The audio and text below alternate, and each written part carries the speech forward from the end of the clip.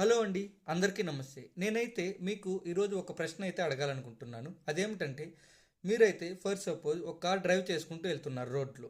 అక్కడ రోడ్లో ఒక 10 మంది పిల్లలు ఆడుకుంటున్నారు. అటు సైడ్ అటు పక్కనే ఒక గ్రౌండ్లో ఒక పిల్లవాడైతే ఆడుకుంటున్నాడు. సడన్గా మీ కార్కి బ్రేక్స్ అయితే ఫెయిల్ అయ్యాయి.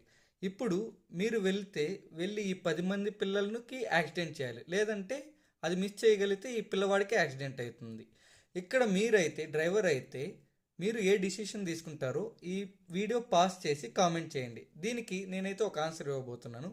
ఇది నేను ఎక్కడో ఒక ఇంటర్వ్యూలో అయితే చూశానండి. అక్కడ చాలామంది ఆన్సర్ అయితే ఖచ్చితంగా ఆ 10 మంది పిల్లవాళ్ళని వదిలేసి ఈ ఒక్క పిల్లవాడు ఎవరైతే ఉన్నారో అతనికే వెళ్ళి యాక్సిడెంట్ చేస్తామన్నట్లుగా మాట్లాడారు. ఇదైతే తప్పే కదండి. ఎందుకంటే ఈ 10 మంది పిల్లవాళ్ళు గ్రౌండ్లో ఆడుకోవాల్సింది పోయి రోడ్లోకి వచ్చి ఆడుతున్నారు. అది వాళ్ళ తప్పు. ఎవరైతే తన కరెక్ట్గా ఎక్కడ ఆడాలో అక్కడ ఆడుతున్నారు, అతన్నే వెళ్ళి గుద్దాలని చూస్తున్నారు. ఇదైతే చాలా తప్పు కదండి.